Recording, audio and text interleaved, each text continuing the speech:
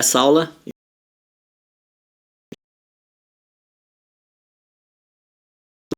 não somente isso, mas aprender fósseis,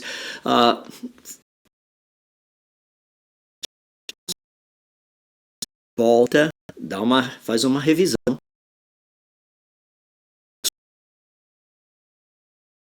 Nós vamos tratar de temas que estão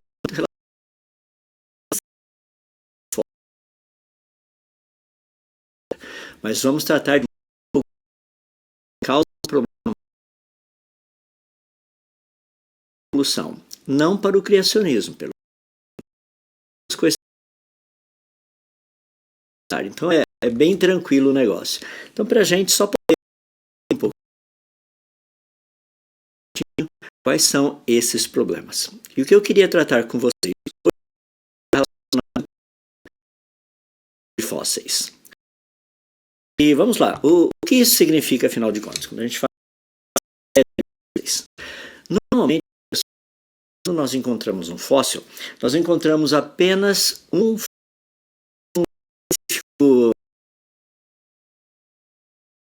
dessa forma. No entanto, existem muitos específico, mas você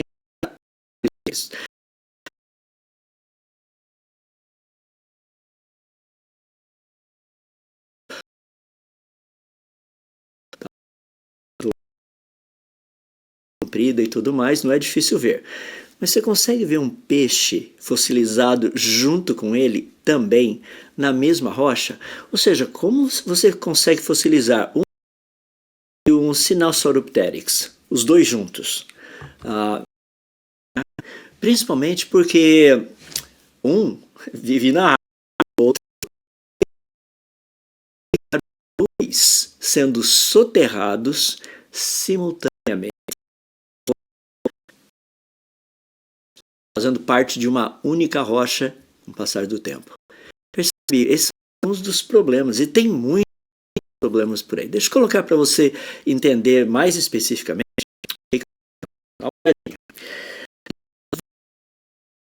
Onde nós encontramos a idade de a esquerdo fica em Ashley River Beds, fica na Carolina.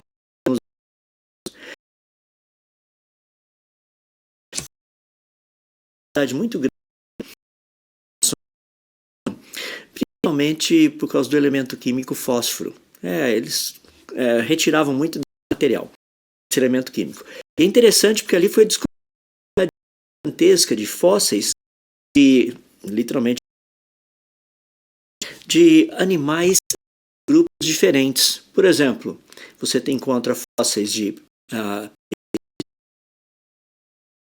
répteis, de mamíferos e de aves, todos. A questão do registro fóssil, como nem sempre como gostariam que nós acreditássemos, percebe? Existe uma quantidade muito grande de evidências um pouquinho diferente daquilo que nós temos aprendido. Esse aqui do lado outro cemitério de fósseis que fica em Agate Springs, lá no estado de Nebraska, nos Estados Unidos também. De novo, está uma quantidade muito grande dos dados diferentes, peixes, anfíbios, répteis, mamíferos e também aves. Percebe? Essa parte de cemitérios de fósseis não nos Estados Unidos existem vários, existem outros em alguns outros lugares também. A formação fossilífera fica na África do Sul. É impressionante a quantidade de fósseis de grupos diferentes, ou seja, de organismos diferentes, todos na mesma região. Todos é algo muito interessante. Por exemplo, alguns deles, olha esse daqui, que é um fóssil do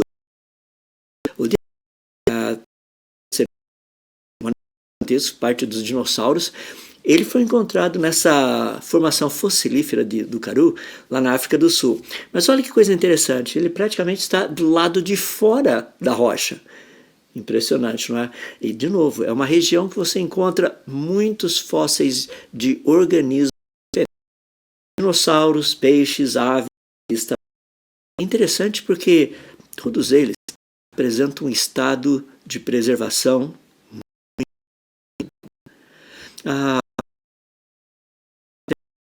Um dos maiores cemitérios de fósseis que nós temos conhecimento na atualidade, ele é lá praticamente no deserto de fósseis. Você tem fósseis de aves, de mamíferos, peixes, tem até baleias e coisas assim. É algo espetacular. E é uma quantidade muito grande, principalmente esse cemitério fóssil é interessante, porque nós encontramos uma quantidade muito grande de fósseis de superfície. Vou mostrar para você. Percebe aqui? É o desenho lá atrás. Você não precisa ficar cavando. Praticamente os fósseis estão na superfície. Isso é algo assim espetacular para a gente entender um pouquinho do que significa essa parte de cemitério de fósseis. Vários outros que existem espalhados por aí, tem um bem interessante que é um cemitério de fóssil aqui, mais um aqui nos Estados Unidos, no estado de Wyoming. Encontrados fossilizados peixes, anfíbios, champsossauros, que é um tipo de crocodilo, pulgas, lagartos, dinossauros, aves e até mesmo mamíferos. Um outro cemitério de fóssil muito conhecido, ele fica no estado de Utah, ele é Galante. Nessa região também foram descobertos na mesma camada de rocha como no anterior, mesma camada de rocha, tá? Mujo, tubarões fossilizados, peixes fossilizados, salamandras, rãs, tartarugas, lagartos, pterossauros, dinossauros e mamíferos. É impressionante. Essa parte que nós chamamos de cemitérios de fósseis são fósseis de organismos diferentes da mesma camada de rocha. Diferente daquilo que os evolucionistas pregam, que organismos ao longo do tempo em camadas diferentes. As camadas inferiores são organismos mais os mais simples, que nós já vimos que simples não tem nada, até os complexos, seres humanos e etc. e coisa e tal.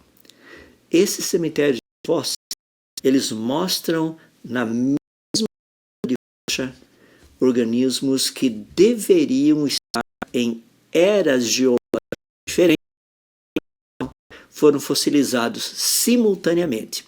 Lembra que nós já tratamos do processo de fossilização. Imagina o seguinte, imagina que acabou de arrumar aí a calçada, colocou o cimento, está tudo bem lisinho, tá uma maravilha o negócio. E você mal acaba de entrar, o cimento ainda está molhado.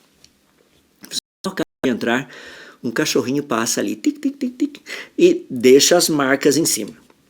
Se você percebeu isso, você volta, você consegue arrumar, dar uma alisada de novo, etc, coisa e tal.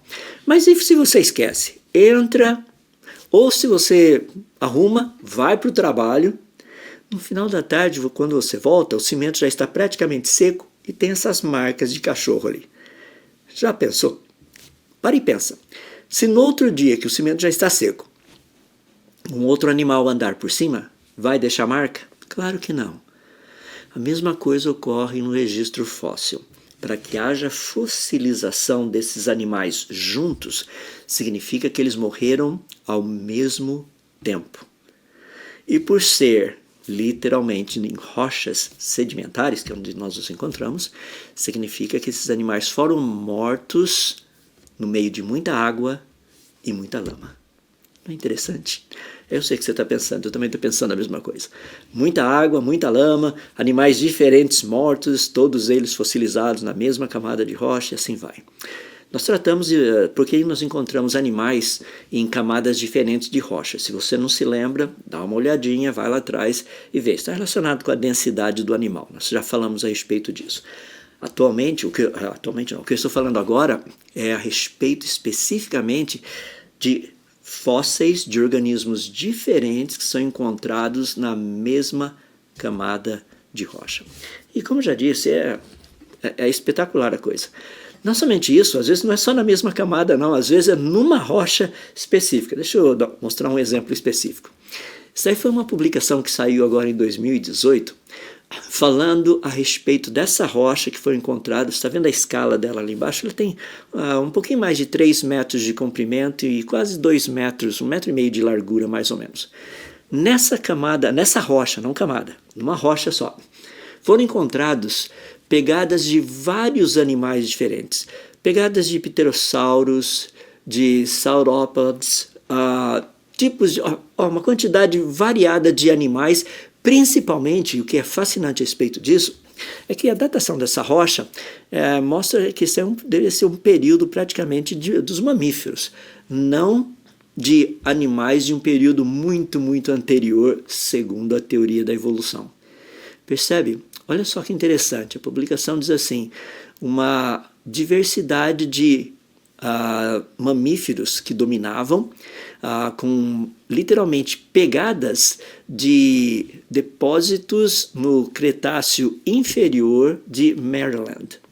É algo assim muito interessante quando você olha e percebe que esse tipo de informação raramente nos é dita pelos evolucionistas. Tá? Está na publicação científica, fiz questão de mostrar essa daí para você. Existem várias outras para a gente poder ver. Mas isso é mais uma vez mostrando que você tem uma quantidade de animais, praticamente alguns deles mortos, outros apenas com pegadas, que foram registrados ou numa mesma rocha ou numa mesma camada. Falando um pouquinho mais a respeito de cemitérios de fósseis, às vezes nós encontramos umas coisas que são espetaculares. Essa daqui, por exemplo, foi em Sebes, na Transilvânia, que fica lá na Romênia. Foi encontrado literalmente um grupo de uma colônia toda de pássaros. Pássaros e ovos, todos fossilizados. Já imaginou o que aconteceu para fossilizar pássaros literalmente e ovos? Tudo de uma vez só. Percebe quando eu mencionei para vocês, logo no início, quando tratamos a respeito do registro fóssil, que o processo de fossilização ele sempre envolve catastrofismo? Por quê? Porque se animais e plantas morrem naturalmente, elas não são fossilizadas. Elas passam pelo processo de putrefação, apodrecem e literalmente se desfazem. Ou seja, não sobra absolutamente nada. Fascinante, não é? Olha quanta coisa aqui mostrando o quê? Catástrofe. Eu sei que os evolucionistas procuram colocar como várias catástrofes ao longo da história, mas isso não faz sentido. Por quê? Como explicar todas as catástrofes envolvendo água para que haja uma fossilização em massa, como a gente tem visto? Rapaz, é impressionante. Deixa eu voltar um pouquinho lá no deserto de Gobi. Eu mencionei várias coisas para vocês, mas tem uma característica que é fascinante desse grande cemitério, que é algo espetacular. Isso aqui saiu numa publicação científica há pouco tempo. Dá uma olhadinha. Isso aí foi há pouco tempo, que eu digo relativamente recente, 94. Tá? Sei que muitos de vocês não tinham nascido ainda, mas para nós mais velhos ainda é recente. Olha o que foi dito nessa publicação científica da Scientific American. Tá?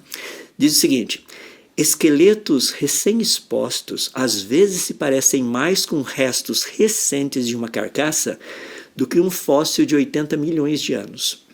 Numa outra reviravolta irônica, as rochas de Gobi, que é desse deserto, parecem não ter precisamente aqueles estratos que atualmente têm maior interesse público. Nenhuma seção encontrada até agora inclui a fronteira Cretáceo-Terciário, que é conhecido como KT, quando os dinossauros foram extintos. Peraí, como é que é o negócio? duas coisas importantes aí para você. A primeira, olha lá. Esqueletos recém-expostos às vezes se parecem mais com restos recentes de uma carcaça do que um fóssil de 80 milhões de anos. Rapaz, como é que esse negócio que está na superfície teria sobrevivido 80 milhões de anos de intempéries e tudo mais? Percebe? Na verdade, esses fósseis do deserto de Gobi, eles não somente têm a aparência de serem recentes, como também são recentes. Você fala, não, mas tem a datação radiométrica. Segura as pontas, esse é o nosso próximo módulo. Temos mais uma aula só. Depois dessa aula, vamos entrar na parte da datação. Tá bem? Agora, essa foi a primeira. Ou seja, esses fósseis têm a aparência de, literalmente, restos recentes de uma carcaça. A carcaça, sim, o que sobrou de um animal. Não de alguma coisa que teria morrido há 80 milhões de anos atrás. A segunda, que é bem interessante, é essa que está ali embaixo. Falta camadas, algumas camadas de rocha. A principal delas é essa aí que eles chamam que é uma fronteira entre o Cretáceo e o Terciário, que é onde praticamente deveriam ter informação da morte dos dinossauros. No entanto, no deserto de Gobi, você encontra uma quantidade absurda de fósseis de dinossauros. No entanto, as camadas onde esses fósseis deveriam estar, não estão lá. Mas os fósseis estão. Você fala, peraí, eu não entendi nada. Segundo os evolucionistas, existem certas camadas específicas de rochas onde os fósseis de dinossauros deveriam ser encontrados. Os fósseis de dinossauros são encontrados nas camadas de Gobi, no entanto, o que acontece? Não são as camadas de rocha onde normalmente os dinossauros são encontrados. Então, você para e fica falando assim, rapaz, mas o que está acontecendo? Esse é um problema sério, que são os chamados fósseis na ordem errada. Fósseis que aparecem literalmente em camadas onde eles não deveriam estar presentes. Então fica uma confusão. Aí você está vendo de novo a chamada coluna geológica, as idades indo lá desde a suposta formação da Terra há 4,5, 4,6 bilhões de anos, o Proterozoico ali há 2,5 bilhões de anos, daí você tem ali o comecinho do Jurássico há 169 milhões de anos atrás, daí o comecinho do Cretáceo há 145 milhões de anos, o finalzinho do Cretáceo e comecinho do Paleoceno há 65,5 milhões de anos, é o período literalmente quando os dinossauros supostamente teriam sido extintos. Por falar nos dinossauros, deixa eu mostrar alguns exemplos para vocês que estão relacionados com fósseis que foram encontrados, foram datados na mesma época dos dinossauros. Quer ver que interessante? Dá uma olhadinha nisso aqui. Segundo a teoria da evolução, os dinossauros viveram durante a era Mesozoica até o finalzinho ali do Cretáceo, onde você seria mais ou menos entre 251 milhões de anos a 65,5 milhões de anos atrás. Em outras palavras, arredondando, eles teriam desaparecido há uns 66 milhões de anos antes do ser humano ter andado nesse planeta. Isso é a posição evolucionista, tá? Colocando de uma forma geral, isso está vendo o período Triássico, o Jurássico e o Cretáceo da era Mesozoica. Então, indo de mais ou menos 251 milhões de anos atrás até 65,5 milhões de anos atrás. Segundo a teoria da evolução, aves teriam surgido muito depois, principalmente aquelas aves que são chamadas aves modernas. No entanto, olha que interessante, o Longa Squamous insignis foi um fóssil encontrado em 1969, lá na Ásia, no lago Quirquizia, tá? E é muito interessante porque é um fóssil de uma ave com asas exatamente iguais às asas das aves atuais. No entanto, esse fóssil foi datado com 220 milhões de anos. Olha que coisa interessante. Os dinossauros nem tinham aprendido a andar direito, entre aspas, e já haviam aves, como as aves modernas, naquela época. O que isso significa? Que aves modernas e dinossauros foram contemporâneas. Tem mais um outro que é bem interessante. Aí você está vendo o Champsossauro, que literalmente é um tipo de crocodilo é um crocodilo de bico fino, e esse fóssil foi datado com aproximadamente 210 milhões de anos. Ele foi encontrado nos Estados Unidos, e tem vários deles encontrados tanto nos Estados Unidos quanto no Canadá. É muito interessante porque esse animal ele ainda tem os seus representantes vivos hoje. A gente tem o crocodilo de bico longo, como também tem o gavial, que é outro crocodilo de bico fininho. Tá? Ou seja, você fala assim, peraí, você está querendo dizer que esse crocodilo, que foi datado da época dos dinossauros, ainda existem vivos hoje? Estão vivos por aqui hoje? Isso faz parte da próxima aula. A gente vai dar uma olhadinha nos chamados fósseis vivos. Segura um pouquinho, mas a resposta é sim. Tá? Então é bem legal isso daí. Para a gente poder concluir, estamos entrando aí na reta final, dá uma olhadinha mais alguns exemplos que eu queria dar para vocês. Aqui você está vendo o fóssil do Repanomamus robustus. Ele foi encontrado lá na província de Liaoning, na China, tá? Na formação Xi'an. E é muito interessante porque ele foi datado com 130 milhões de anos. É um fóssil de um mamífero, tá? O Repanomamus robustus é um mamífero. Só que no estômago fossilizado desse animal foi encontrado, fossilizado obviamente, um filhote de Psittacossauro. Em outras palavras, Psittacossauro era um dinossauro pequenininho. Nós sabemos, e temos um exemplo aí, de que mamíferos se alimentavam de dinossauros. Você fala, rapaz, essa história da evolução não está bem contada. Concordo com você. Concordo plenamente. Só para a gente finalizar, deixe-me dar mais alguns exemplos que eu irei tratar na próxima aula com vocês a respeito deles. São fósseis vivos. Vamos lá. Dá uma olhadinha nesses fósseis que foram encontrados e a data. Aí vai. Crânio de lobo fossilizado que foi datado com 120 milhões de anos.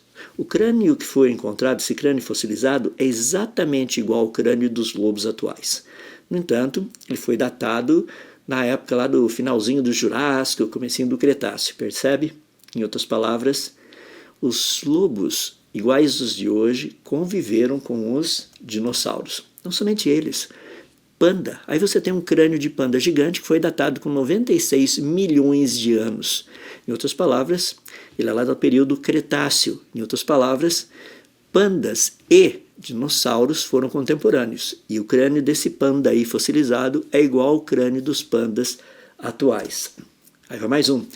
Crânio de tigre fossilizado. Não é o tigre de dente de sabre, não. Esse é o crânio do tigre igual aos tigres atuais. Foi datado com 90 milhões de anos. De novo, dentro do período Cretáceo. O que significa que tigres como os de hoje conviveram com os dinossauros. Aí tem mais um. Crânio de hiena, também fossilizado, datado com 85 milhões de anos. De novo, é um crânio que faz parte do período Cretáceo, ou seja, da época dos dinossauros, o que implica que hienas como as de hoje fizeram parte do grupo de animais da época dos dinossauros. Fascinante, não é? Percebe o grande problema que a evolução não gosta de tratar? Que essas evidências mostram que a proposta de uma suposta evolução no registro fóssil não é verdade.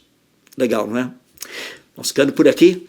Na próxima aula quero tratar com vocês daí relacionado especificamente com fósseis vivos, um termo que Darwin criou. Até a próxima aula. Forte abraço.